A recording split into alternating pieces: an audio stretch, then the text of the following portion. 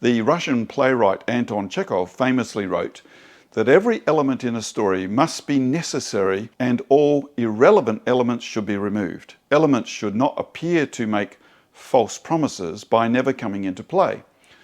So to avoid this, Chekhov gave advice to young playwrights, which is this: if a gun is placed in a scene, it must at some point be used. Therefore, remove everything that has no relevance to the story.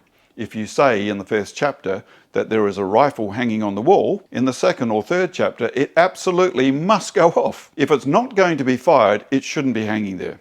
So this piece of advice is now known as Chekhov's gun. So here's the thing, the Bible is one of the longest and perhaps the longest saga in the world, and it is full of guns, loaded and cocked and hanging on every wall. But they don't go off in the second act, or the third, or even the fourth. There's setup after setup after setup, but there's no payoff. But then, all of a sudden, in one generation, they all go off.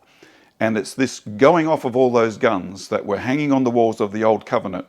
That's what the gospel writers were writing about. They were saying Jesus is the one who pulls the trigger on all the guns that we've long been seeing but not seeing fired. Jesus pulls the trigger on all those guns.